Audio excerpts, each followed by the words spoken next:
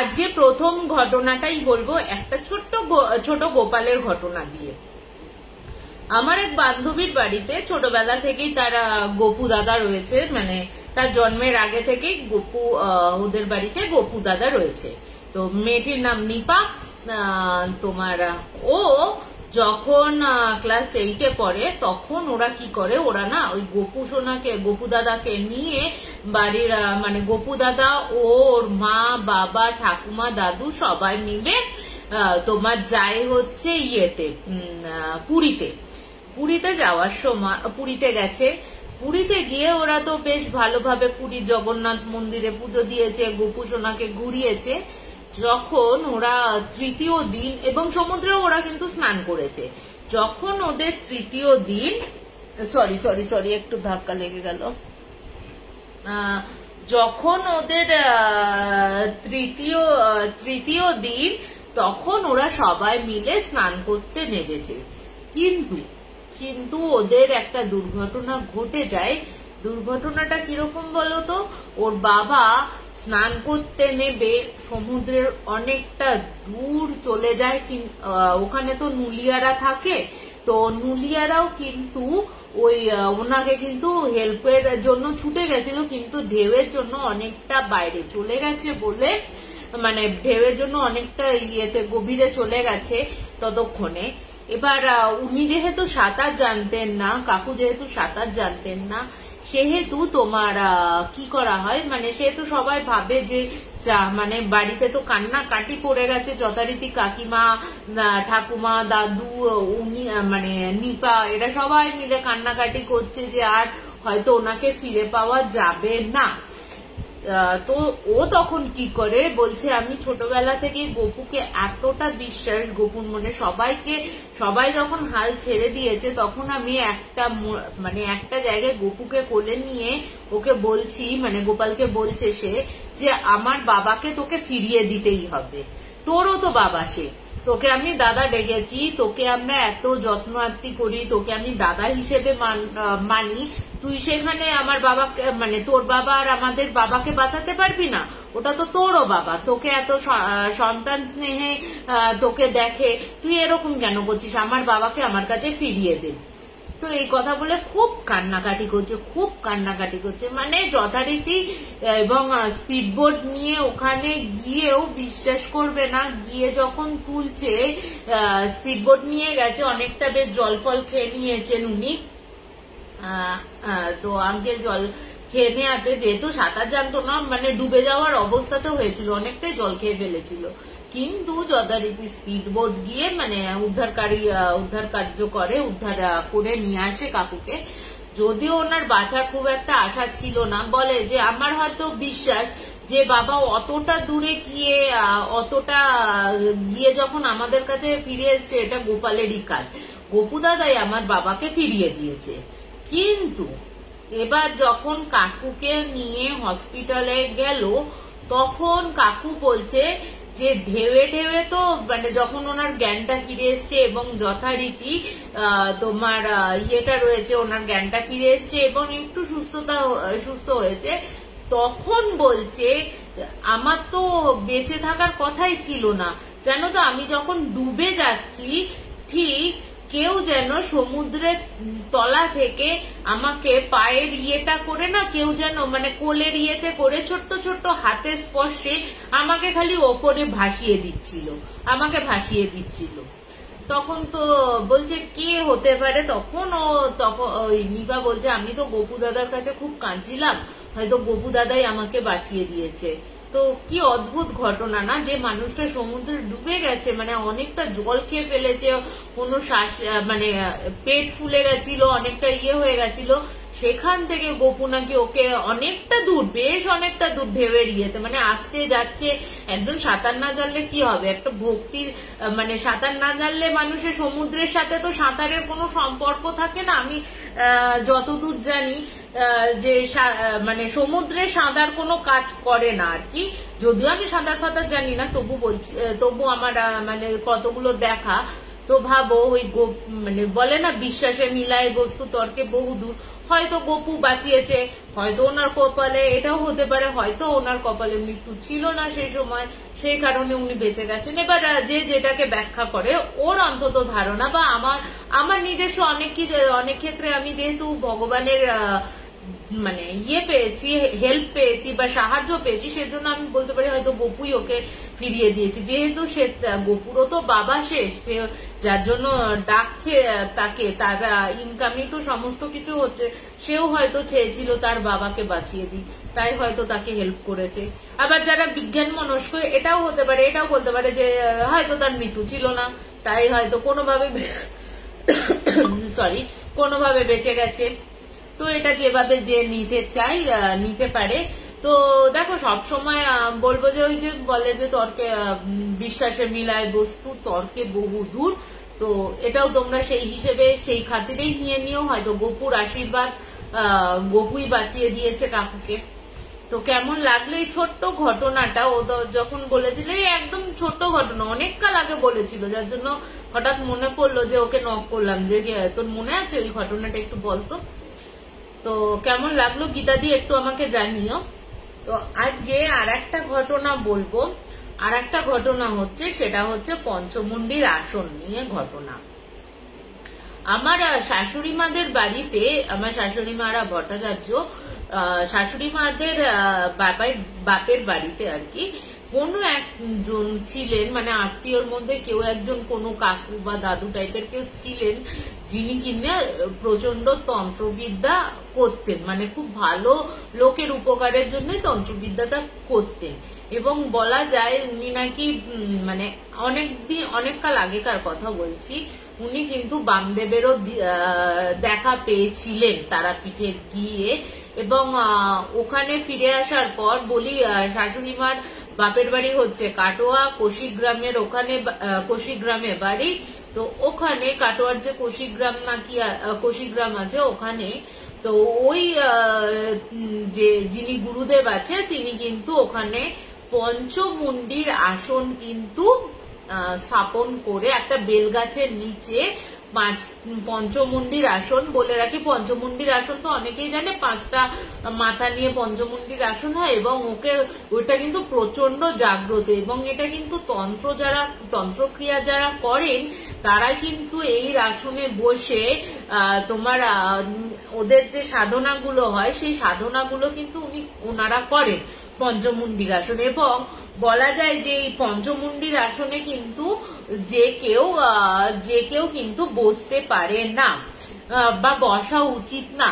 তো এদের এবার কি হয়েছে, এবার যখন উনি দেহত্যাগ করেছেন এবং তার আশেপাশে মানে ওনার পর আরো যারা রয়েছেন ওনারা, এবার এর যে মামারা মানে মায়ের শাশুড়ি মায়ের যে ভাইরা রয়েছে তারা কোনো তন্ত্রক্রিয়ায় যুক্ত ছিলেন না, মানে এমনি সাধারণ পাবলিক। কিন্তু ওনার পরে আরো যারা ছিল তারা কিন্তু যথারীতি ওই আসনটিকে জাগ্রত করে ওখানে তন্ত্র সাধনা ভাধনা করতেন। এবং আর একটা জিনিস ছিল যে বেলগাছের নিচে ওনারা করতেন, সাধনাটা করতেন, যেখানে আসনটা ছিল পঞ্চমুণ্ডির আসনটা, তার ওপরে ওনারা বলতেন যে এই গাছটাই, মানে ওনারাই বলতেন এই গাছটায় নাকি থাকে তোমার ব্রহ্মদৈত্য থাকে। ঠিক আছে, তো এবার এরকম কথা চালু হয়, যথারীতি ওনার পর আরেকজন থাকে, আরেকজনের পর কিন্তু পঞ্চমুণ্ডির আসনটা অতটা ব্যবহার করা হয়নি। তারপরে আরো অন্যান্য জায়গা থেকে যারা খবর নিতে আসে তারা কিন্তু তারপরে কিন্তু বসেছে, এবং ওই আসনটা কিন্তু এখনো জাগ্রত রয়েছে। তো বলা হয় না, ওই গ্রামের ছেলে মেয়েরা কি করে, গ্রামের ছেলেমেয়েরা না, গ্রামের দস্যি যারা ছেলে তারা অনেক সময় বিশ্বাস করে না যে এটা কি হয় না হয়। তো বলে রাখি, আমার শাশুড়ি মাদের বাড়িতে কিন্তু কালী পুজো এখনো অব্দি ওদের প্রতিষ্ঠিত কালী মূর্তিতে পুজো করা হয়। এবং যিনি রয়েছেন কুলগুরু বা পুরোহিত বলো, তিনি কিন্তু ওখানে এখনো অব্দি পরম্পরায় পুজো করে যাচ্ছেন। তো যাই হোক, ওই কালী মূর্তিটা কিন্তু ওই যিনি প্রথম ওই বামদেবের দেখা পেয়েছিলেন তিনি কিন্তু প্রতিষ্ঠা করে দিয়ে যান এই বাড়িতে। তো তারপরে যথারীতি ওই বাড়িতে তো পুজো হয়, এবং পাড়ার ছেলেরা যখন এরকম বলতো যে এখানে এই বেলগাছটার তলায় তোমার পঞ্চমুণ্ডির আসন আছে, এখানে কেউ উঠবে না, ওই বেলগাছটায় কেউ উঠবে না। তো হয় না যে পাড়ার দুষ্টু ছেলেরা যারা আছে, যারা এইসব বিশ্বাস করে না, তাদের মধ্যে একটা ছেলে কি করেছে, একদিন ভর দুপুরবেলা ওই বন্ধু বান্ধবদের নিয়ে গিয়ে ওরা চ্যালেঞ্জ করেছে, বন্ধু বান্ধবদের নিয়ে চ্যালেঞ্জ করা হয়েছে যে ওই বেলগাছটার ওপর উঠতে পারবে তাকে মানে তখনকার দিনে 300 টাকা দেয়া হবে। এই চ্যালেঞ্জটা কিন্তু করা হয়েছে। তো যথারীতি ওই চ্যালেঞ্জ করার পরে একটা ছেলে, যেহেতু যারা বিশ্বাস করে তারা বলেছে না বাবা আমার 300 টাকার দরকার নেই, আমার আগে নিজের প্রাণটা আগে নিজের, তারপরে সবকিছু। তো যথারীতি তোমার ও তো যথারীতি উঠেছে, ওই তার মধ্যে একটা ছেলে বলেছে ঠিক আছে আমি উঠবো, তোদের ওইগুলো বুঝলু কি আগেকার দিনে কি করতো না করতো ওইসব কোনো ইয়ে নাকি ব্রহ্মদৈত্য, তোরা কোনোদিন দেখেছিস? এত রাতেও তো আমরা এই রাস্তা দিয়ে ফিরি, কোনোদিন দেখেছিস ব্রহ্মদৈত্য আছে কিনা? তো যথারীতি ও প্রথম পাটা দিয়েছে, প্রথম পা দিয়ে দ্বিতীয় পাটা দিতেই ওকে যেন কেউ মানে ওই ছেলেটিকে, যারা বন্ধুরা ছিল তারা কিন্তু নিচ থেকে দেখছে যে ওকে একদম একদম গাছের ওপরে কেউ যেন জামার কলারটা এরকম জাস্ট তুলে ওপরে নিয়ে গেল, ওই বেলগাছটার ওপরে কেউ যেন, মানে ও শুধু উঠছে ওরকম ভাবে না, ডালপালা পেয়ে যে উঠছে তা কিন্তু নয়, ডালপালা পেয়ে যে উঠছে তা না, কেউ যেন ওর ঘাড়ের এখানটা থেকে জামাটা ধরে ওপর থেকে নিয়ে গেল, নিয়ে গিয়ে ওই মগ ডালের ওপর থেকে, অনেকটা বড় বেলগাছটা ছিল যেহেতু বহু পুরনো বেলগাছ, সেই বেলগাছের ওইখান থেকে না ওই ওপর থেকে কিন্তু ওকে ছিটকে এমন ভাবে ফেললো, এবং জায়গাটা কোথায় বলতো, ঠিক পঞ্চমুণ্ডির আসনে গিয়ে ওর মাথাটা লাগলো, এবং ওখানে ও কিন্তু স্পট ডেড হয়ে যায়। ওই দেখে তো যারা বন্ধু বান্ধব ছিল তারা তো মানে ভয়ে চিৎকার চেঁচামেচি করে, গ্রামের লোকদের ডেকে নিয়ে আসে, গ্রামের লোকরা জড়ো হয়ে যায়, গিয়ে দেখে একদম ওখানে পড়ে ও তো স্পট ডেড হয়ে গেছে। এরপরে আর একজন তোমার বলে না ওই নিম্ন সাধনা করে অনেকে, তো ওদের মধ্যে ওই গ্রামের না কিন্তু একটু মানে মানে পাশের গ্রাম থেকে এসছে, ওই ছেলেটা কি করে, ওই ছেলেটা কি বলতো ওই পঞ্চমুণ্ডির আসনে ও হয়তো ততটা তান্ত্রিক হিসেবে ততটা ইয়ে নয়, মানে নাম ডাক করতে পারেনি বা শিখছে সবে, বা ভুয়ো হতে পারে, অনেকে আছে না যে একটু দেখি না আসনে বসে কি হয়, কিন্তু ওটা যে কত বড় ক্ষতি সেটা কিন্তু বুঝতে পারে না। এবার ওই ছেলেটি এসে রাত্রির বেলা যখন দেখছে ওই শিবাভোগ হাবিজাবি করে ওর মতন করে ও কিন্তু ওই পঞ্চমুণ্ডির আসনে বসে, ওই বসার পর তার সাথে তো কি হয়েছে পরে আসি, যখন গ্রামবাসীরা এসে দেখে যখন বসেছে তখন কিন্তু আদার যারা ছিল মানে আসতে দেখেছে ওখানেও কি করবে সেটা জানে না, কিন্তু যখন বসেছে বলছে গ্রামবাসীরা পরের দিন ভোরবেলা দেখছে ওর পুরো মুন্ডুটা ঠিক আছে এখান থেকে পুরো বেঁকিয়ে দিয়েছে, মানে ঘাটটা মোটকে দিয়েছে, হাতগুলো পেছনের দিকে করা, মানে বিভৎস পেছনের দিকে করেছে, করে কেউ যেন ওকে প্রচন্ড প্রহার করে হাত পা গুলো মানে ভেঙে দেয় না, ওরকম অবস্থাতে ওর বডি পঞ্চমুণ্ডের আসনের ঠিক নিচে মাটিতে পড়ে রয়েছে। তো গ্রামবাসীরা আসে, গ্রামবাসীরা এসে এটা তো দেখে, এরা তো মানে মারাও দেখেছে এই জিনিসটা, দুটো ক্ষেত্রেই এই মৃত্যুটা দেখেছে, বলছে যে বিশ্বাস করবি না, যে না দেখলে তুই কল্পনা করতে পারবি না যে ওখানে ওরকম ভাবে কেউ মানে এতটা নৃশংস ভাবে কেউ কাউকে মারতে পারে। তো যাই হোক এরপর তো পুলিশ এসে বডিটা নিয়ে যায়, কিন্তু কে খুন করেছে বা কি করে হয়েছে এই ব্যাপারটা কিন্তু জানা যায় না। পরবর্তী ক্ষেত্রে ওই যে মা বলেছিল, মারা যেহেতু ওখানকারই মানে ওদেরই আত্মীয়র মধ্যে পড়েছিল, তো উনি মা বলতো যে শাশুড়ি মা বলতো যে তোমার ওই জায়গাটা না কি বলতো, ওই জায়গাতে যে কেউ লোক বসতে পারে না, মানে ওর মধ্যে একটা এমন শক্তি আছে পঞ্চমুণ্ডির আসনের মধ্যে, মানে কাউকে না কেউ যদি অজান্তে বলো বা জানতে বলো, যদি ঠিকমতো ক্রিয়া প্রক্রিয়া করতে না পারে, ওই জায়গাতে বসলে কিন্তু অবধারিত মৃত্যু তাদের হবে। এবং এই করে মানে শাশুড়ি মা বলছেন, এবং শাশুড়ি মায়ের যে বোন এখনো রয়েছেন ওখানে কাটোয়াতে, উনি বলেন যে এখনো অনেক রকম অনেক তান্ত্রিক আসে যারা এরকম জাগ্রত করতে চায় ওই জায়গাটিকে, কিন্তু এখন কি বলতো, মানে ওখান থেকে ওদের বাড়িরই মানে মাদের বাড়িরই অনেকে দেখলে বা ওখানটা মানে কাউকে যদি বসতে যায় বা কোনো ক্রিয়া করতে যায় তাকে বারণ করে দেওয়া হয়। যদি সঠিক পদ্ধতি না জানো ওই আসনে কিন্তু না বসলে কিন্তু অবধারিত মৃত্যু তোমাদের। তো তোমরা যদি সঠিক ক্রিয়াটা জানতে পারো তবেই কিন্তু তোমরা বসো, আদারওয়াইজ ওখানে বসো না। তো অনেকে আছে যেটা হয় না, বলে কি বলতো, অনেকে আছে যে দেখে ওই জায়গাটা বসে কি হয়, এগুলো হয় কিনা, আদৌ তন্ত্রক্রিয়ার কাজকর্ম হয় কিনা, কেন হয়, এগুলো কি ভুয়ো না সত্যি মানুষের কিছু করা যায়।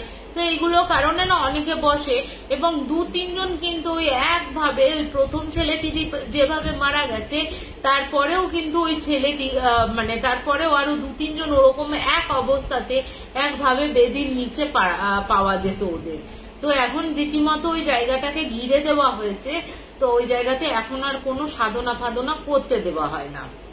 তো লাস্ট একজনই সাধু এসেছিলেন, বিশাল বয়স্ক, অনেক বয়স্ক, উনি এসে লাস্ট ওই সাধনাটা করেছেন, এবং সাধনাটা হয়ে যাওয়ার পর তারপর উনি কিন্তু চলে যান। ওনার কিন্তু কোনো ক্ষতি হয়নি। আদার্স যারা 3-4 জন ছিল তারা কিন্তু প্রত্যেকে মৃত্যুবরণ করেছে। তো মায়ের মুখে শুনেছিলাম, শাশুড়ি মায়ের মুখে শুনেছিলাম ঘটনাটা। কেমন লাগলো একটু বলো আমাকে এই দ্বিতীয় ঘটনাটা। তো আমি এখন কোনো ইয়েই দেখতে পাচ্ছি না। তো সুকল্যাণ ভাই গুড ইভিনিং, দিদি গুড ইভিনিং, কেমন আছো সকলে? তো লাস্ট একটা গল্প বলি, একটা বাড়ির ঘটনা বলি। তো ওই বাড়িটা হচ্ছে একটা ফার্ম হাউস না, আগে লোকে থাকতো, পরবর্তী ক্ষেত্রে অন্য জায়গায় বাড়ি করে জায়গাটিকে ফার্ম হাউস করা হয়। তো ওই বাড়িটারই ঘটনা বলি। ওই বাড়িতে মানে ফ্যামিলি থাকতো, ফ্যামিলির মধ্যে লোকটির বউ, তাদের 3টে বাচ্চা, এবং তার ফ্যামিলির হচ্ছে আরেকজন মানে বাচ্চাটিকে দেখাশোনার জন্য কাজের বউ থাকতো 24 ঘন্টা, মানে হেল্পিং হ্যান্ড আর কি থাকতো। তা বলে রাখি, ওই যে ছেলেটির নাম হচ্ছে বিকাশ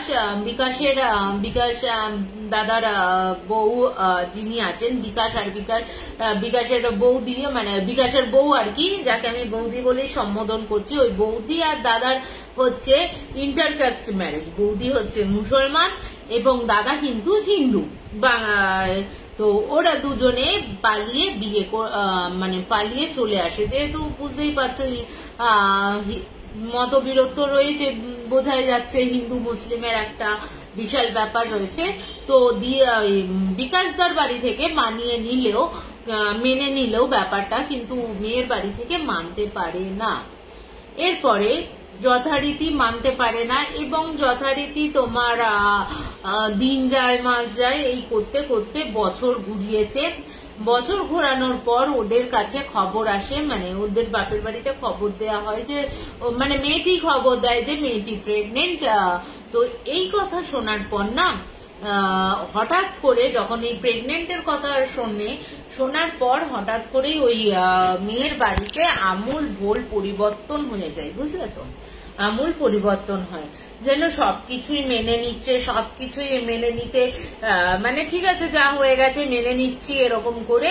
মেয়েটার বাবা নেই, মেয়েটির 2 দাদা রয়েছে, আর তার বড়দার মানে বড়টার বিয়ে হয়েছে, ছোটটার এখনো বিয়ে হয়নি। তো ওরা তো মানে খুব খুশি, ঠিক আছে তোরা একদিন আয় এখানে, তোদের এত ভালো খবর, এরকম করেছে। তো ও যেহেতু বিকাশ মানে বৌদির যেহেতু একটু কমপ্লিকেশন ছিল প্রেগনেন্সিতে, তো সেহেতু ওকে বেড রেস্ট দেওয়া হয়।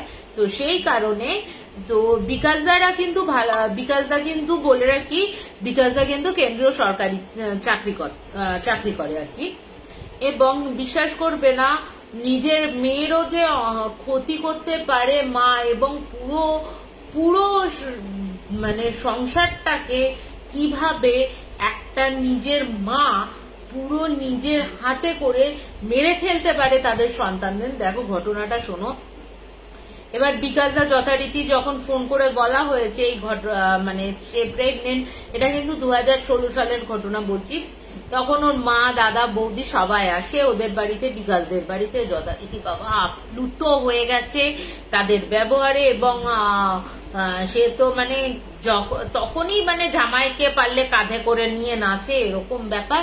এই দেখে তো না কি বলতো, বিকাশের মায়ের না একটুখানি হলেও সন্দেহ জেগেছে যে প্রথম থেকে যে মা এতটা মানেনি, যে দাদা এতটা মানেনি, হঠাৎ করে বাচ্চার খবর পেয়ে এত ভালো হতেই পারে।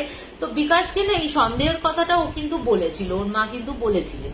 তো বিকাশ বলে হয়তো দেখো নাতি, সুদের থেকে আসলের থেকে তো সুদের দামটা বেশি, সেহেতু সেই কারণে ওই সুদের দামটা বেশি যেহেতু সেহেতু হয়তো মেনে নিয়েছে ওর আমাদের সবাইকে।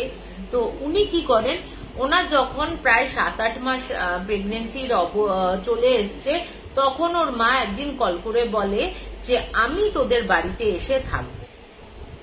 তো ঠিক আছে, এসে খুব ভালো কথা। ওর মাও বললো যে বিকাশের মাও বললো তাহলে তো খুবই ভালো কথা, দুজনে মিলে আমরা বৌমা টেক কেয়ার করতে পারবো। এবং বিকাশের মা কিন্তু বৌমাকে খুব ভালোবাসতো, যেহেতু মানে মেয়েটি চলে এসেছিল মাকে ছেড়ে, তো যে মায়ের কষ্টটা যাতে না বুঝতে পারে, সেহেতু বিকাশের মা কিন্তু ওকে নিজের মেয়ের মতন করে রেখে দিয়েছিল। এরপরে যথারীতি আসে, যথারীতি ওর ডেলিভারিটা হয়ে যায়। ডেলিভারি হওয়ার পর কি বলতো, ডেলিভারি হওয়ার পর কিন্তু তোমার ওর যে বিকাশের যে মা আছে হঠাৎ করে অসুস্থ হয়ে যায়। ডেলিভারি হওয়ার পর খুব অসুস্থ হয়ে যায়, খেতে পারে না, প্রচন্ড রোগা হয়ে যাচ্ছে। তার মধ্যে সারাক্ষণ যেন সব মানে যে মা যাকে মানে যে শাশুড়ি মা নিজের মেয়েকে নিজের মেয়ের মতন করে রেখেছে একদম, সে কিছুতেই মানে ওকে দেখতে পারতো না বৌমাকে, হঠাৎ করে। তো কি হলো, বিকাশ বলছে তোমাদের মধ্যে কোনো ঝগড়া হয়েছে কি, কিছু মনোমালিন্য হয়েছে, তো তুমি ওর সাথে এরকম খারাপ ব্যবহার করছো কেন? না আমার তোদের ভালো লাগে না, একটাই কথা, না আমার ওকে কেন তোকেও আমার ভালো লাগে না। এই করতে করতে একদিন হঠাৎ বিকাশ এবার যথারীতি বাচ্চাটাকে নিয়ে তো চলে এসছে, ওই বাড়িতেই রয়েছে। একদিন বিকাশের মা বেশ রাত্রির বেলা ঘর থেকে চিৎকার করছে, এবং বিকাশদা যখন ওই ওর মায়ের ঘরে ছুটে যায়, বিকাশ এবং বিকাশের মানে বৌদি আর কি, দুজনে যখন ছুটে যায় না, তখন গিয়ে দেখছে ওর মায়ের রীতিমতো চোখগুলো বড় বড় হয়ে গেছে। সে বিস্ফারিত চোখ বলে না, বিস্ফারিত চোখ হয়ে ওপরে সিলিং এর দিকে তাকিয়ে ওরকম চিল্লাচ্ছে, আমাকে মেরে ফেলছে, বাঁচা বাঁচা, এরকম করে মানে এরকম চিল্লাচ্ছে। আমি আর চিল্লানোটা দেখালাম না, এখানে লোকজন আছে তাই চিল্লানোটা দেখালাম না যদিও। তো এরকম করে চিল্লাচ্ছে, আমাকে মেরে ফেললো, তোরা আমাকে বাঁচা বাঁচা বাঁচা, এরকম করে চিল্লাচ্ছে। তো ওরা যখন এসে ওর মাকে বলছে কি হয়েছে, তুমি এরকম করছো কেন, এটা কি হয়েছে, তুমি কাকে দেখছো? বলছে তোরা দেখতে পাচ্ছিস না ওই বিভৎস মহিলাটা আমার মুখের দিকে তাকিয়ে রয়েছে সিলিং এর ওপর থেকে। ওরা তখন ওপরের দিকে সিলিং এ তাকাচ্ছে, সিলিং এ তাকিয়ে দেখছে কিছু নেই। তখন বলছে কোথায় কি রয়েছে, তোমার ওপরে তো কিছুই নেই, তুমি কি বলছো মা? বলছে না না ওই দেখ না একটা কিরকম মুখটা রয়েছে, আর চোখগুলো যেন ঝুলে পড়ছে, আমাকে ওই ঝোলা ঝোলা চোখ দিয়ে। বলছে চোখ আবার কি করে ঝুলে পড়বে, তো বুঝতে সরি চোখ আর কি করে ঝুলে পড়বে, এরকম আবার হয় নাকি চোখ ঝুলে পড়ছে? বলছে দেখতে পাচ্ছিস না তোরা সব বাজে, মানে তখন ওদেরই বিকাশদার বউকে যথারীতি তখন মানে রীতিমতো ইয়ে করছে, মানে ওরা কেন দেখতে পাচ্ছে না, ওরা কেন কিছু করতে পারছে না এটাকে। তো যথারীতি এই করতে করতে না মানে প্রায় 3 দিনের মাথায় বিকাশদার মানে রাত্রির বেলা শুয়েছে, বিকাশদা ওরকম 3 দিন হয়ে গেছে। এবার যথারীতি ওর ঘরে তো ঠাকুর দেবতা সব রয়েছে, ওনার ঘরেই ঠাকুর ঘরটা ছিল, সবকিছু সব রয়েছে, ধূপ ধুনো দেওয়া হতো, সবকিছু করা হতো। কিন্তু 3 দিনের মাথায় ওই মাটা ওই চিৎকার করে কিন্তু আমাকে মেরে ফেললো করে সেই যে স্তব্ধ হয়ে যায়, গিয়ে ওরা দেখে কেউ যেন গলায় এরকম চেপে ধরলে যেমন আঙুলের দাগ হয়, এবার আমরা যখন চেপে ধরি এরকম তো গলায় এরকম দাগ হয়ে যায়, এরকম না, তোমার 3টে আঙুলের মোটা মোটা ছাপ, 3টে আঙুল দিয়ে কেউ যেন ওর মায়ের গলাটা প্রচন্ড ভাবে সাঁড়াশির মতন শক্ত করে রয়েছে, মুখ থেকে এতটাই জোরে শ্বাসটাকে বন্ধ করেছে, ওর মায়ের চোখ নাক দিয়ে না রক্ত বেরিয়ে গেছে, মানে এতটাই মানে তাকে শ্বাসটা বন্ধ করেছে। এবং তাকে তো মৃত অবস্থায় পাওয়া যায় এবং যথারীতি পুলিশ কেস হয়, পুলিশ এসে বিভিন্ন জিনিস দেখে। এরপর থেকে যখন এবার পুলিশ তো বডি নিয়ে চলে যায়, পিএম মানে পোস্টমর্টম হয়ে চলে আসে, যথারীতি কাজকর্ম হয়েছে। কাজকর্ম হওয়ার পর প্রায় বাচ্চাটা যখন বড় হয়েছে, বাচ্চাটা যখন ক্লাস 2তে পড়ে, তখন কিন্তু তার মধ্যে আর কিন্তু কোনো প্রবলেম হয়নি, তার মধ্যে শাশুড়ি মারা যাওয়ার পর থেকে আর কোনো প্রবলেম হয়নি। 2তে যখন পড়ে উনি আবার কনসিভ করেন এবং টুইন বেবি হয় ওদের। এরপরে টুইন বেবি কিন্তু একটা ছেলে একটা মেয়ে হয়েছে। এরপর থেকে ওর মা, ওই যে শাশুড়ি মা মারা যাওয়ার পর থেকে কিন্তু ওর মা মানে বৌদির মা কিন্তু ওদের বাড়িতে এসে থাকা শুরু করলো এবং বৌদিও যেহেতু সরকারি কর্মচারী, সেহেতু বৌদিও কাজ করতে যেতে হবে, মা একা পারবে না 3টে বাচ্চাকে সামলাতে, সেহেতু আর একটা কাজের বউকে ঠিক করে। তো কাজের বউটা মাঝবয়সী, খুব ভালো কাজের বউ, এবং ওই বউটা একদিন বিকাশদাকে বলছে যে তোমার দাদা একটা কথা বলবো তোমাকে। বলছে হ্যাঁ বলো, কি বলবে। তখন কিন্তু বিকাশের শাশুড়ি আর বিকাশের বউ কিন্তু ধারে কাছে ছিল না। তখন বলছে আপনি না এই বৌদির মাকে বাড়ি থেকে চলে যেতে বলুন, না হলে না মানে আপনাদের বড় কোনো ক্ষতি হয়ে যেতে পারে। এবার ও যখন বলছে কেন তুমি এই কথাটা বলছো, কিভাবে, তুমি কি দেখেছো কিছু? তখন বলছে হ্যাঁ আমি না প্রায় দিনই দেখি আপনারা যখন কেউ থাকেন না, বা আমিও যখন 3টে বাচ্চাকে নিয়ে ব্যস্ত থাকি, তখন না আপনাদের ঘরে ঢুকে বেশ কিছুক্ষণ সময় কাটায়। ইভেন আমি ওখানে বসে মানে আমি বাইরে বসেও আপনাদের ঘরে ওনাকে কিছু একটা মানে বেশ মন্ত্র উচ্চারণের মতন কিছু একটা পড়তে শুনেছি। আপনারা না এই জিনিসগুলো হয়তো আপনারা শহরের মানুষ, আপনারা বিশ্বাস করবেন না, কিন্তু বিশ্বাস করুন আমরা তো গ্রামের মানুষ, আমরা অনেক কিছু জানি এইগুলো যেটাতে ক্ষতি হয়। তো যথারীতি বলছে দূর এইসব তোমাদের মনের ভুল, এরকম হয়তো উনি কিছু করেন, ওদের তো আদব কায়দা রয়েছে।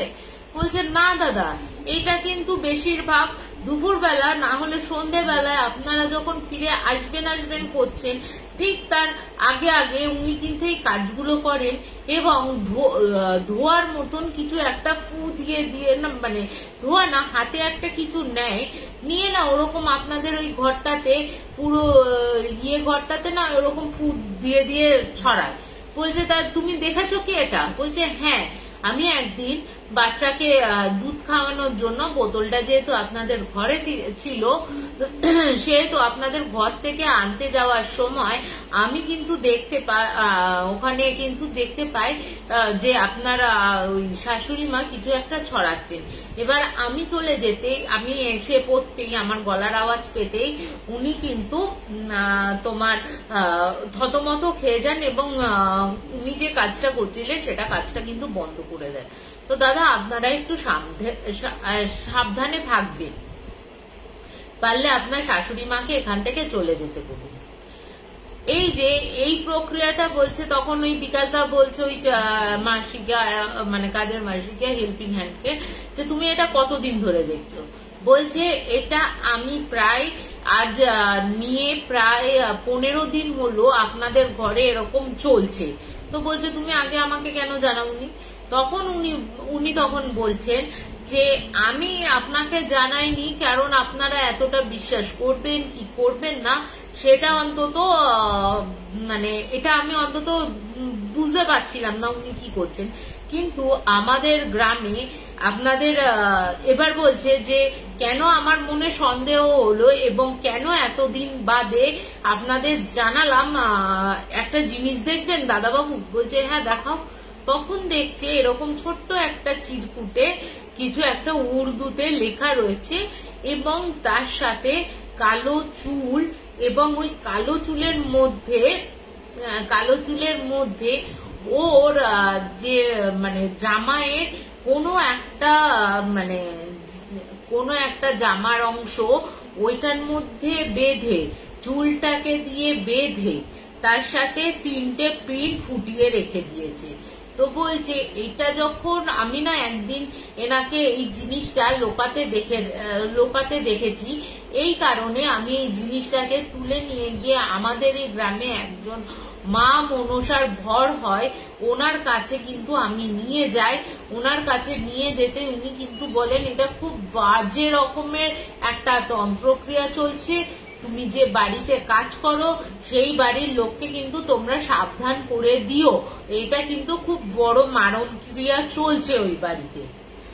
তারপর সেই কারণে আপনাদের এটা আমি জানাচ্ছি এতদিন বাদে। তো এরপরে তোমার ওই কাজের বউটা যখন বলছে, কাজের বউটা বলার পর যথারীতি এবার দেখো বিকাশদা একটু হলেও বিশ্বাস করতো এই জিনিসগুলোকে, কিন্তু যখন ওই জিনিসগুলো বলছে বিশ্বাস করছে, এবার বউয়ের সাথে শেয়ার করবে যে তোমার মা আর কতদিন থাকবে, তখন জিজ্ঞেস করছে কেন কি প্রবলেম? তখন ওই জিনিসগুলোকে দেখায়। ও তখন অবাক হয়ে গিয়ে বলছে এটা কে করেছে? বলছে এটা কাজের বউকে ডেকে নিয়ে, মানে ওদের যে হেল্পিং হ্যান্ড আছে হেল্পিং হ্যান্ডকে ডেকে নিয়ে আসে এবং উনি কিন্তু সমস্ত কথা বৌদিকেও বলেন। বৌদি তখন বলছে ঠিক আছে আমি দেখছি আমি কি করা যায়। এই হয়তো এই কথোপকথন কিন্তু ওর মা মেবি শুনে ফেলেছিল। এরপর থেকে তারপরের দিন ওরা যে যার মতন স্বামী স্ত্রী যে যার মতন কাজে চলে গেছে। ফিরে আসার পর থেকেই দুজনের মধ্যে প্রচন্ড অশান্তি শুরু হলো। যে অশান্তিটা 3টে বাচ্চা হয়ে যাওয়ার পর, বিয়ে হয়ে যাওয়ার পর কোনো কিছু ছিল না। ওই অশান্তিটা মানে ছোটখাটো বিষয়ে ঘরে ঢুকেই স্বামী স্ত্রীর মধ্যে একটা প্রচন্ড অশান্তি শুরু হলো। প্রচন্ড অশান্তি মানে কেউ কাউকে দেখতে পাচ্ছে না, পারলে বিকাশদা ওর বৌদিকে মারে, পারলে বৌদিও ওকে দুগা মেরে দেয়, এরকম অবস্থায় পৌঁছে গেছে। এইটা দেখার পর কিন্তু ওদের যখন ওই যে কাজের মাসিটা আছে তখন কাজের মাসিটা বলে তোমরা এরকম করছো কেন বৌদি? মানে ওকে পারলে ওকেও তাড়িয়ে দেয়, বলে তোকে আর কাজ করতে হবে না, তুই চলে যা, আমরা আমাদের বাচ্চাকে দেখে নেবো, এরকম। এবার ও তো রীতিমতো দেখো যারা এগুলো জানে তারা রীতিমতো বুঝতে পারছে যে কি হয়েছে ব্যাপারটা। ও তখন বলছে বৌদি তুমি অত রাগ করো না, তুমি একটু শান্ত হও, আমি দেখছি কি হয়েছে। কিন্তু বিশ্বাস করবে না ওই রাতের পর, হ্যাঁ ওই রাতে যে যার মতন শুয়ে পড়েছে। এবার ছেলে মানে বাবা বাচ্চাগুলোকে নিয়ে শুয়েছে, মায়ের সাথে যেহেতু ঝগড়া, বউয়ের সাথে যেহেতু ঝগড়া হয়েছে বা বরের সাথে যেহেতু ঝগড়া হয়েছে, বউ গিয়ে শুয়েছে অন্য জায়গায়। এবং অন্য জায়গায় শুয়েছে, এবং শুয়েছে তো শুয়েছে ওর মায়ের কাছেই শুয়েছে, মায়ের কাছে শুয়েছে, ঠিক আছে। পরের দিন সকালবেলা যখন আবার ঘুম থেকে উঠেছে, এবার দেখছে যে বিকাশ আর উঠছে না, বিকাশদা আর উঠছে না। কি ব্যাপার হলো, বিকাশদা কেন উঠছে না। তো গিয়ে যখন ওই কাজের বউটা হোক, যখন বৌদিকে বলেছে যে দাদা বাবু তো আর উঠছে না, তুমি একটু চলো গিয়ে দেখো কি হয়েছে, বলছে ও আপদ মরে পড়ে থাক, যা ইচ্ছা হোক, আমার দেখার দরকার নেই, ওর সাথে আমার কোনো সম্পর্ক নেই। তখন ওই কাজের মাসি আর কি বলছে, তুমি চলো না বৌদি, এত রাগ করছো কেন? বলছে ওই আপদ মরলে ভালোই হবে, এরকম বলছে এরকম কথা বলো না বৌদি।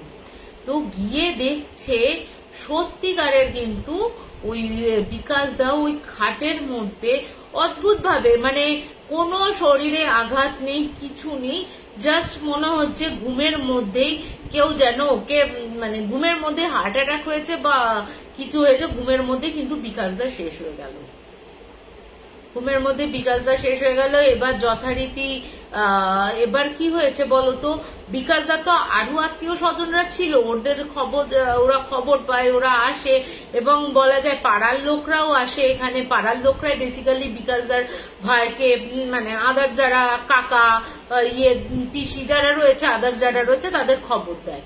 এরপরে বিশ্বাস করবে না, বলছে দাদা বাবুর সাথে যখন বাচ্চাটা, প্রথম বাচ্চাটা হওয়ার সময় থেকে তো ওই ইয়েটা ছিল, ওই কাজের বউটা একটু বড় হওয়ার পর থেকে ওই কাজের বউটা বলছে, কাজের মাসিটা বলছে যে দাদা বাবু আর বৌদির মধ্যে কোনোদিন ঝামেলা দেখিনি, এক রাতের মধ্যে কি এমন হয়ে গেল দাদা বাবুর এই অবস্থা। তো যথারীতি তো অস্বাভাবিক মৃত্যুর জন্য পুলিশকে ফোন করা হয়, সে তো পুলিশকে ওর শাশুড়ি আর ওর বউ কিছুতেই ফোন করতে দেবে না, যথারীতি বাধা দিচ্ছে। কিন্তু বলছে যে যখন পুলিশ আসে, ওদের বাড়ির লোকে তো কোনো কথাই শুনবে না, বাড়ির লোকেরা কথা না শুনে পুলিশকে খবর দেয়া হয়। পুলিশকে খবর দেওয়ার পর যখন পুলিশ আসে, বডিটা পিএম এর জন্য নিয়ে যায়, পোস্টমর্টমের জন্য, গিয়ে দেখা যায় যে ওই যে বিকাশদা রয়েছে, বিকাশদার শরীরে একটা ফোঁটাও রক্ত নেই, জাস্ট একটা ফোঁটাও রক্ত নেই। এই দেখে না, যখন এবার রক্ত না থাকলে তো অটোমেটিক হার্টটা ইয়ে করবে কি করে, রক্ত না থাকার কারণে হার্ট ব্লক হয়ে মৃত্যু হয়েছে। ভাবো, মানে পোস্টমর্টম রিপোর্টে এই এসছে। একটা মানুষ যে ঝগড়া করে বাচ্চাদের সাথে খেয়ে দিয়ে শুতে গেছে, তার এক রাতের মধ্যে কি করে শরীরে একটা ফোঁটাও রক্ত না থাকতে পারে, তোমরা ভাবো, একটা ফোঁটাও রক্ত। মানে এটা কিন্তু পুলিশরাও অবাক হয়ে গেছিল যে জলজ্যান্ত মানুষের কি করে জলজ্যান্ত মানুষের কি করে শরীরের রক্ত না থাকতে পারে, যার কোনো অসুখ ছিল না, যার কিছু ছিল না, সে এক রাত্রের মধ্যে রক্ত শূন্য কি করে হয়ে যেতে পারে। যথারীতি তো আর কি করা যাবে, কাজকর্ম হয়। কিন্তু এর এক সপ্তাহের মধ্যে ওই একইভাবে মায়ের পাশে থাকা শোয়া অবস্থাতে ছোট যে বড় মেয়েটি ছিল ওর কিন্তু মৃত্যু হয়, এবং তার সাথেও দেখা যায় ওই বাবার মতন রক্তশূন্য হয়ে মারা গেছে, তার শরীরে একটা ফোঁটাও রক্ত ছিল না। এবং তার যখন মেয়েটির কাজকর্ম হয়ে যায়, অপঘাতে যেহেতু মৃত্যু, সেরকম ভাবে কাজকর্ম করে, সেরকম ভাবে কাজকর্ম করাতে তার ঠিক এক সপ্তাহ বাদে, বড় মেয়েটা মারা যাওয়ার এক সপ্তাহ বাদেই কিন্তু ওই যে দুটো যমজ বাচ্চা ছিল, ওই দুটো যমজ বাচ্চারও কিন্তু অস্বাভাবিক ভাবে মৃত্যু হয়। মানে ওই একই ভাবে যে বাচ্চা দুটো শরীরে, ওই মানে বাবা তিনটে বাচ্চার শরীরে এক ফোঁটা রক্ত নেই, যেন মনে হচ্ছে ওদের শরীর থেকে পুরো রক্ত কেউ টেনে নিয়েছে এবং ফ্যাট ফ্যাটে ফর্সা হয়ে গেছে। এবার যথারীতি বাড়ির লোকেদেরও একটা সন্দেহ, বাড়ির লোকেদের যে একইভাবে এরকম কি করে হতে পারে, এরকম তো হতে পারে না, একই বাড়িতে চার জনের মৃত্যু হয়ে গেল, এবং কে করছে কিছু হচ্ছে, পুলিশও কোনো তদন্ত করছে কিন্তু কেউ কোনো ক্লু পাচ্ছে না। বাড়িতে যে রয়েছে, বাড়িতে যে ওর শাশুড়ি রয়েছে তাও নয়, থাকে হচ্ছে ওরা দুজন, শাশুড়ি পরে এসছিল কিন্তু একদিন দুদিন থেকেই চলে গেছে।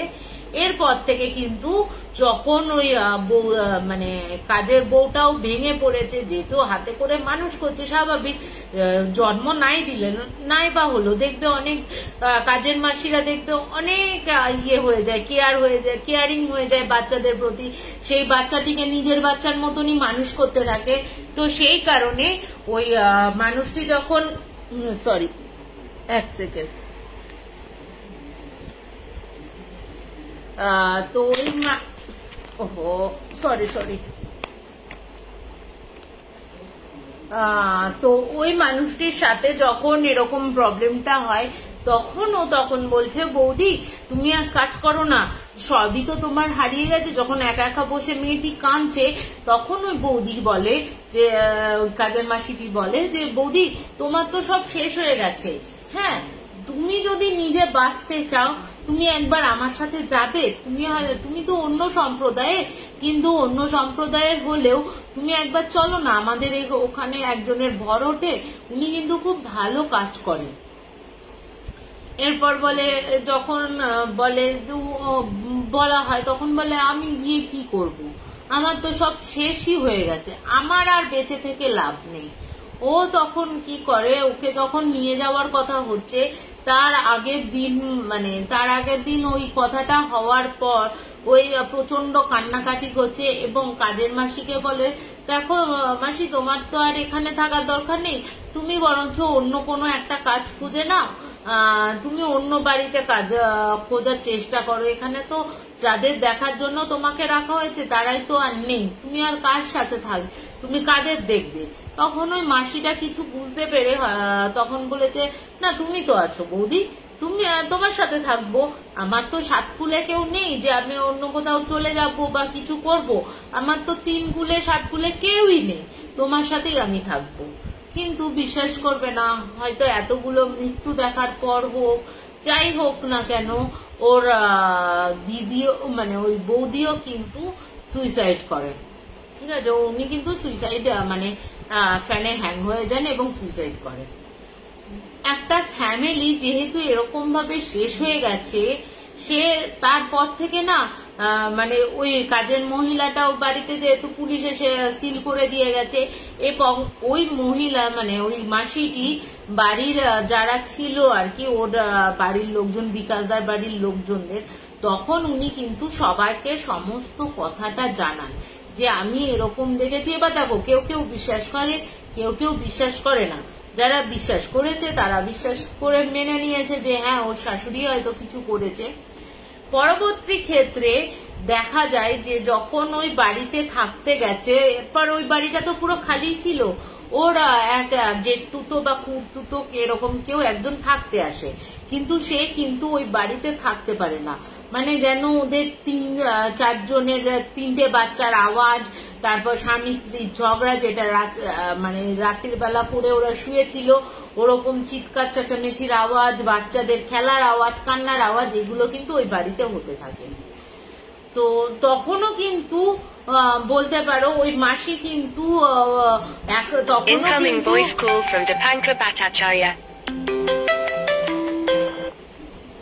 তখনও কিন্তু ওই মাসি ওই যে থাকতো ওর বাড়িতে আর কি, এতটাই ওই ফ্যামিলিটিকে ভালোবেসে ফেলেছিল, যোগাযোগ রাখতো।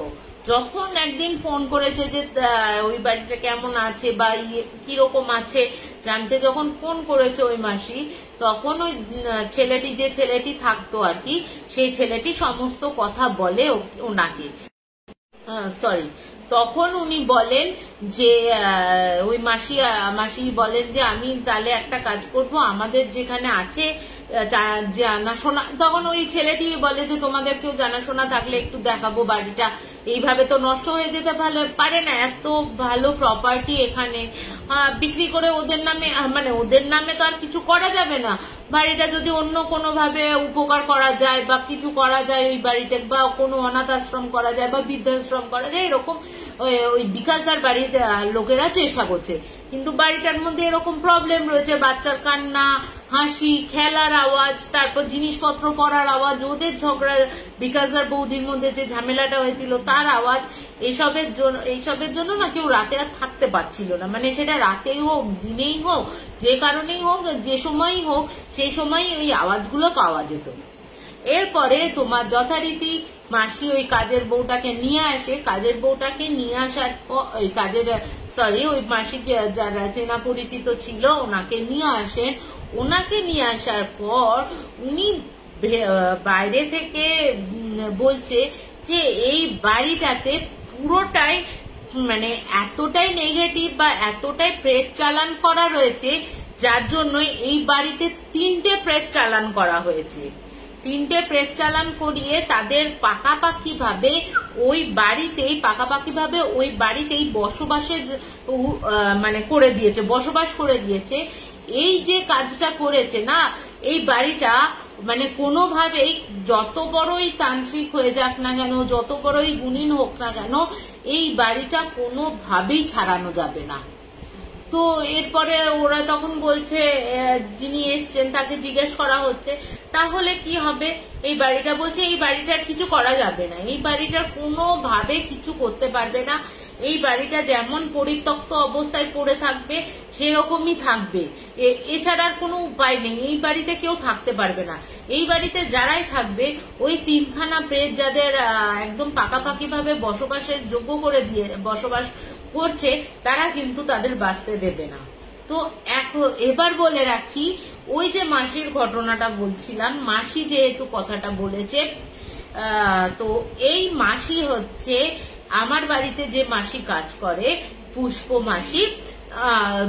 মাসির নিজের দিদি হচ্ছে ওই মাসি যে গল্পটা বলেছে।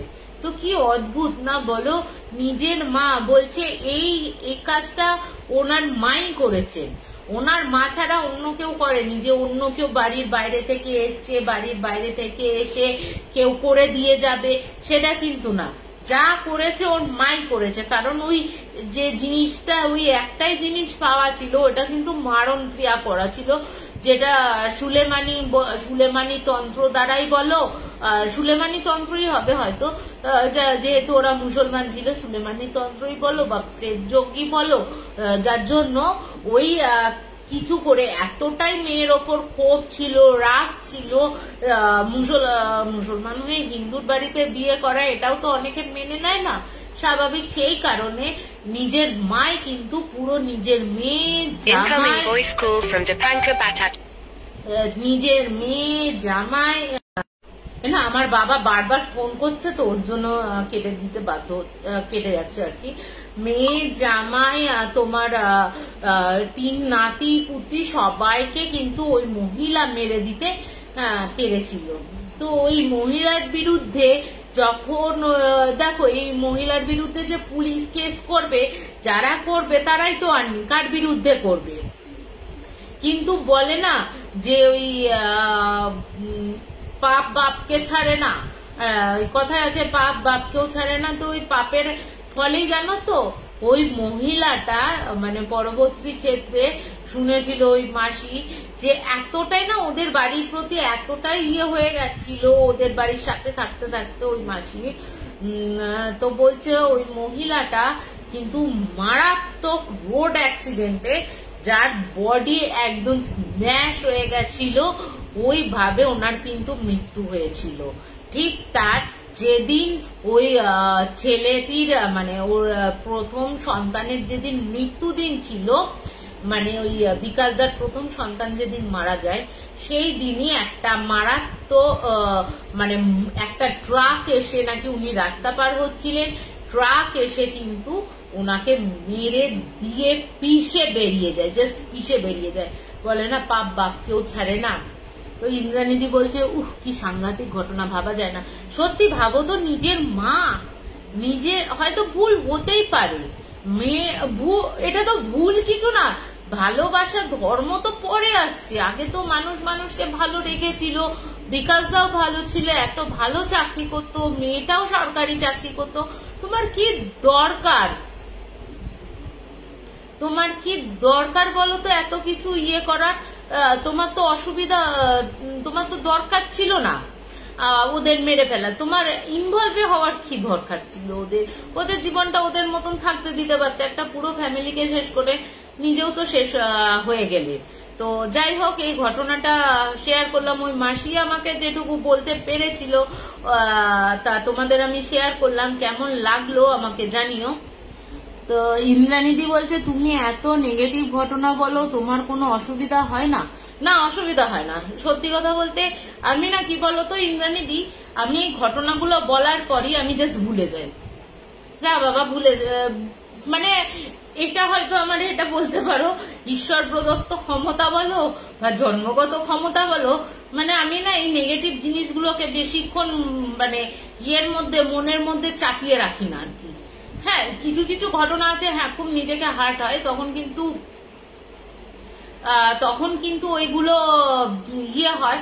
কিন্তু আমি কিন্তু বেশিরভাগ এই যে তোমাদের গল্প বলি, এই গল্প বলার পরে কিন্তু আমার এই ঘটনাগুলো শেষ হয়ে যায়। তারপরে ওই মেরে ফেলেছিল কেন ভাববো, এইগুলো আমি ভাবি না একদম। আর কিছুটা বলতে পারো আমি মা তারাকে বিশ্বাস করি, বজরং বলি আছে, রামজি আছে, সীতা মা আছে, এদের তো আছে, এদের শক্তিটা আমি কিছুটা পাই ওদের কাছ থেকে। তো কিছুটা মেডিটেশনও আছে, আর কিছুটা বললাম না ওই, আর কিছুটা একটু জেঠু আমাকে দিয়েছে এই ক্লিনিং করতে হয় না একটু, তোমার ক্লিন করার জন্য জিনিস, তোমার লবণ জল দিয়ে একটু ক্লিন করতে হয়। সবচেয়ে বড় কথা হচ্ছে আমি মনেই রাখি না যে এইগুলো যে ভুতুরে ব্যাপার হতে পারে, এইগুলো ভূত হয়েছে, হয়েছে।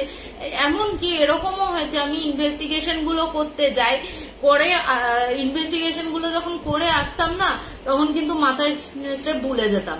হ্যাঁ ভাই, করেছি, দেখেছি, হয়েছে, বাড়ি এসছি, ভুলে গেছি, জাস্ট ভুলে গেছি। এটা হয়তো আমাকে ভগবান না হয়তো এটা আমাকে দিয়েছে ক্ষমতাটা ভুলে যাওয়ার এইগুলো। তো যাই হোক, এটা হচ্ছে আমার তৃতীয় মানে লাস্ট ঘটনা ছিল। কেমন লাগলো? তো আর একটা কথা বলি, এই নেগেটিভ ঘটনাগুলো বলার পর না ভাববে না বাড়িতে, মানে মাইন্ডে রাখবে না, অন্য কাজে ব্যস্ত হয়ে যাবে। তো যাই হোক, কেমন লাগলো আমাকে জানিও। গীতাদি বলছে এগুলো ওর খাজানা। একদম গীতাদি, সত্যি আমার নেগেটিভ অনেক কাহিনী আসে, মানে পজিটিভের থেকে, হয়তো পজিটিভ অনেকে তো বলে, তো আমার কাছে নেগেটিভ গুলো বেশ খাজানা রয়েছে আমার কাছে। যেহেতু আমি প্যারানর্মাল সোসাইটি অফ ইন্ডিয়াতে ছিলাম, তো সেহেতু একটু নেগেটিভ গুলো বেশি আসে আমার কাছে, ঘটনাই বলো যাই বলো। এরপরের দিন আর একটা ঘটনা বলবো, খুব মর্মান্তিক ঘটনা, ওটাও নেগেটিভ ঘটনা। শুনলে হয়তো চোখে, আমি যখন শুনেছিলাম ঘটনাটা, সত্যি বলতে সত্যি চোখের জলটা আটকাতে পারিনি আমি। তো কেমন লাগলো একটু জানিও। ইন্দ্রাণীদি বলছে খুব ভালো অভ্যেস এটা। হ্যাঁ, ওই যে বললাম, এটা আমার, আমি অত নিয়ে ভাবি না সত্যি কথা বলতে। আমার বর বলে তাক কাটা পাবলি, তাকটা যখন মানে এটা একদম সিরিয়াসলি অনেকেই বলে, এখানে আমার বৌদিও রয়েছে, ও বলে হ্যাঁ তুই সত্যি তার কাটা। তারটা যখন জোড়া লাগে তখন কাজগুলো হয়ে যায়, ঠিক আছে। তারটা যখন আবার কেটে যায় তখন আবার কিন্তু মানে সব ভুলে যায়, যা কেউ নেই ইয়েতে, এইগুলো ভাবারই দরকার নেই, আমার তার কেটে গেছে, এই এখন শেষ করে দিলাম। তো আর কিন্তু আমি ভাববো না কি হয়েছিল না হয়েছিল। যখন আবার আমি রেডি করতে বসবো তখন আবার আমি মানে আদার যে ঘটনাগুলো আসে আমার কাছে, যেগুলো শুনি, ওইটুকু শোনা অব্দি, ব্যাস, তারপরে আবার ভুলে যাই, আবার শুনে তোমাদের কাছে রিপ্রেজেন্ট করি। তো কেমন লাগলো জানিও। গুড নাইট, এখানেই শেষ করছি। ভালো থেকো সকলে, এখানেই শেষ করলাম, টাটা, গুড নাইট।